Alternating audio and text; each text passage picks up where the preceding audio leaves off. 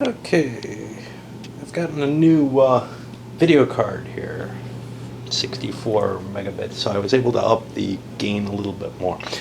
Um, on top of that, I wanted to take a look at another rules clarification that came out. The whole issue that was surrounding the captured and POW units, well, that led to a conversation which indicates I'm handling these little markers here all wrong. I shouldn't be recording lost units. Well, okay, so the way the rules are supposed to be interpreted, you don't record every lost step of quality, which is what I've been doing, and it's really a pain in the butt to do and added a lot of mechanical complexity to the game. What you're supposed to do is when a unit dies, you put it aside over maybe near the piece index or whatever to indicate it's dead, and then those fully dead units generate some additional replacement points, which is basically enough to maybe pop some of those units back on the board. They wouldn't normally come back automatically, so, well, you get some of your fully lost units back, just like you get fully prisoner of war units back and get to put them on the board. This is a significant difference in terms of certainly the amount of annoyance to keeping track of losses, because otherwise things will normal recovery is just through relaxing and resting with your troops. But I think it would be a significant advantage.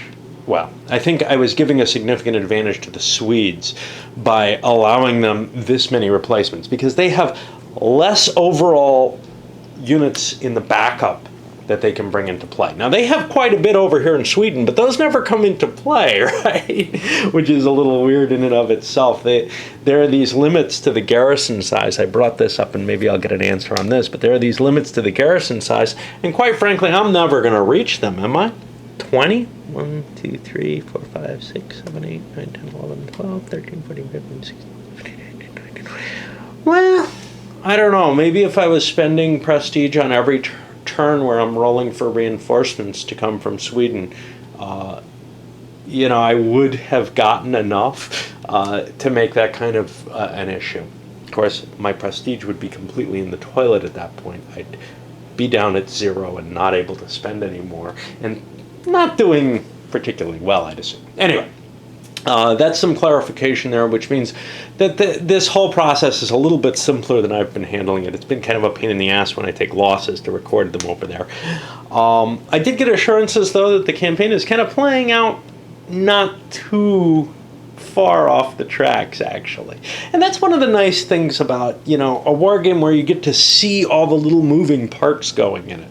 Some games are designed so tightly, and when you start using, I guess, that term that's loved, the design for effect, well, where you can't really tell, hey, this doesn't feel right, I'll tweak this. In this, if you get a rule wrong, you can probably tweak other things to fix it. I've kind of been doing that. I felt a little wrong, the casualty levels, and I was considering, well, what would I do about that? Now I see, I'd play by the rules as written. They are a little confusing in that location, though, so I think I can be somewhat excused for it. But yeah, all right, so we're ready to kick off this May-June turn. I think I wanted to highlight I haven't noted for a while. This should have popped out somewhere. That's not it. Let's just pop this wind out, though. It's coming out this way. Looks like it can come out. It came in up here, so I think it has to. I think it has to dissolve, actually. Okay, is that the ships, and we've got an interesting situation with a large Russian galley flotilla heading over to here. We've got, what is this flotilla be? This is a regular ship's flotilla sitting here kind of at Helsingfors, which is where the battle is going on right now. And there's a Swedish galley heading that way with orders to interdict the convoy destination, where it's looking like they're going to have kind of an ugly situation there that maybe the Swedes don't really want to see. But what I wanted to highlight was these disorganized guys. Their movement's reduced because they've taken some damage as well. Being disorganized isn't too big a deal. That just means they can't launch an attack. And I think there may actually be an advantage to attacking them. I'm not sure, but it's minor, if there is. But these units are, sitting in this location where they have a penalty to their movement die roll, so they have trouble moving forward. Over here, the Russians launched a grenadier into the siege. They're trying to get a good enough roll that they can start, pushing forward on the siege chart. Now, what's kind of neat on the siege progress chart is that the siege resistance value doesn't come into play here. So the fact that I've got this big 11 isn't really a problem. It's going to take me a long time to work my way through, but we've seen some of these actually work fairly easily. So maybe I have a shot at this.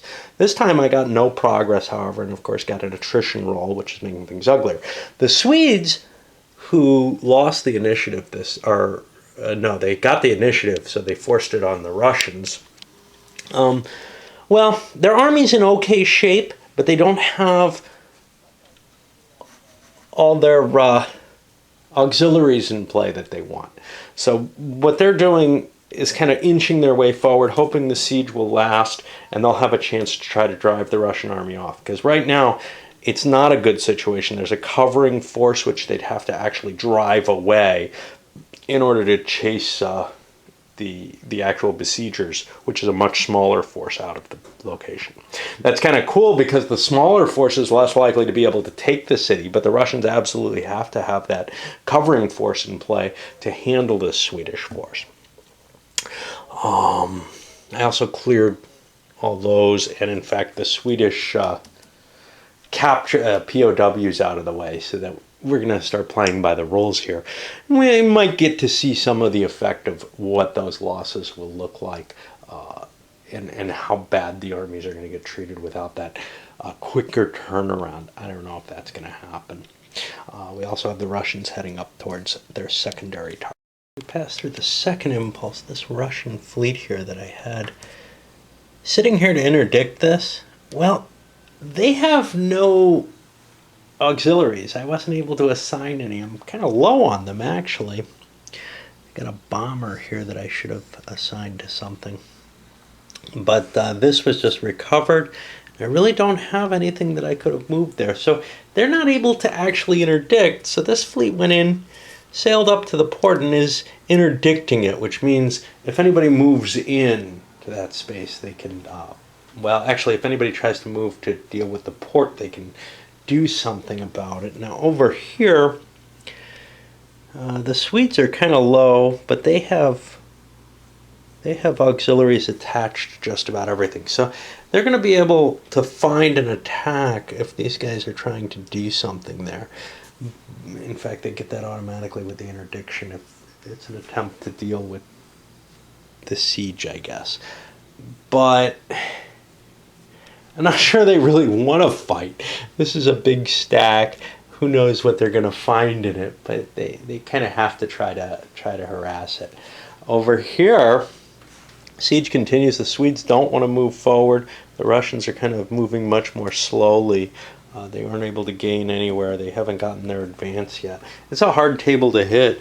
You need to get above a 7, and all they have is a +1 from the Grenadiers. So they're having a hard time getting forward with that siege.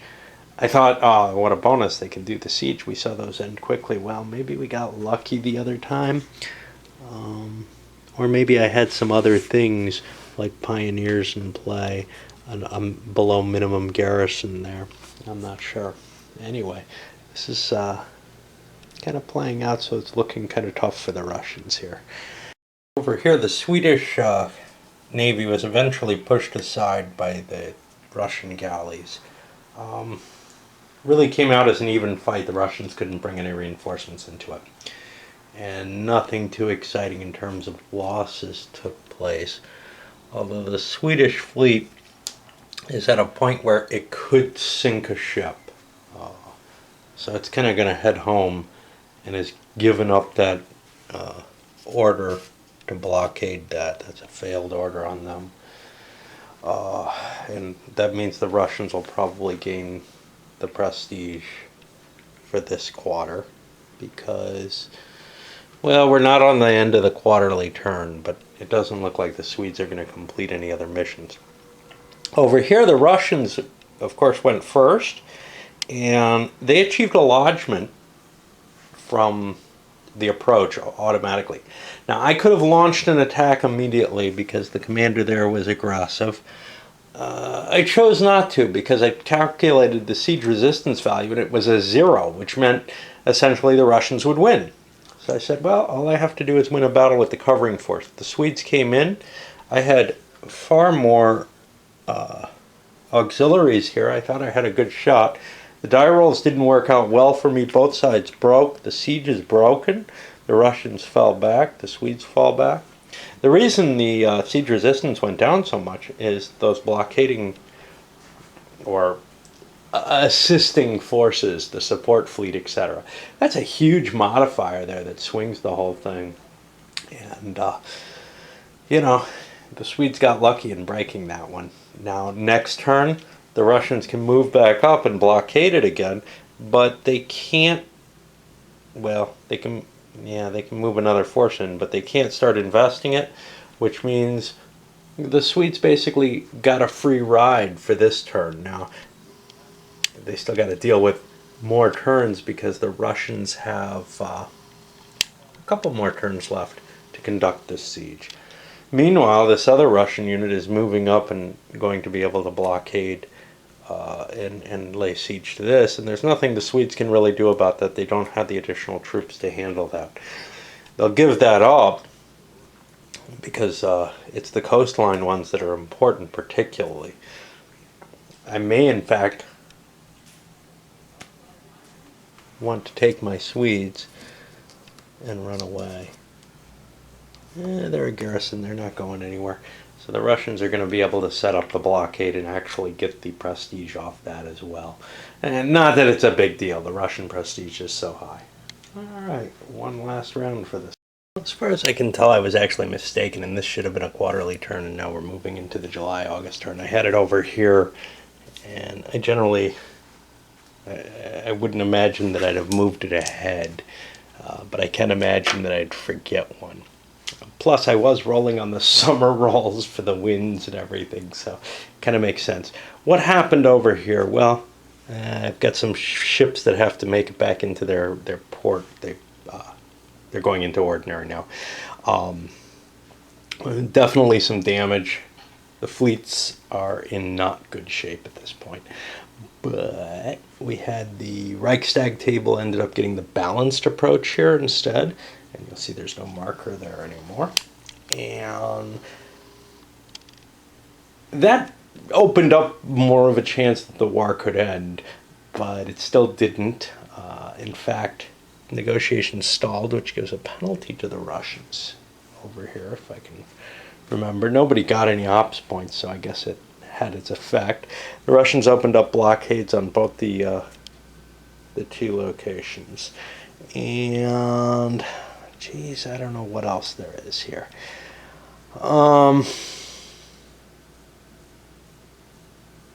Armies recovering their auxiliaries. The Swedes actually probably came out the better of it, although the Russians get to recover theirs more. The Swedes didn't want to attack, largely because they did want the chance to recover. They don't have a high chance of success on these attacks. And they certainly want to have the capability to make the best attacks possible next turn. A blockade, yeah, it would delay them for a turn, but it doesn't break the siege up the way the other factor does. So doing this was important on their side. No new reinforcements, no new troops. They just never seem to come. The Swedish troop roll seems very low compared to what I maybe expect. Let me see. So it's every turn. I need a 0, 1, or 2 to get any strength points released. And if the hats are ascendant, it's only on a 0 or 1 that any show up. In general, most turns, nothing much shows up. I think maybe those numbers aren't what the designer intended, because with conversation with him, he sounded like he expected about a strength point a turn. How does that average out? Because, maybe I'm just rolling terribly. But that's 7 strength points over 10 rolls. That's close to that, except the hats are usually ascendant, so it's actually 3 strength points over 10 rolls, and that's about what I'm used to seeing. Maybe 3 or 4 strength points a year showing up at most. It's just not enough. And it also means that there's never any fleet convoys assembling. It's usually a strength point trickling in here or there, rather than trying to gather a force that's safer. I want to get every strength point I can into play. All right, I guess we'll load this one up. I can't tell how long my videos are anymore, because I've got like 5.5 hours of video now on here, but I think I've gone probably at least 15 minutes, and well, we'll play it through maybe to the next quarter next time. All right.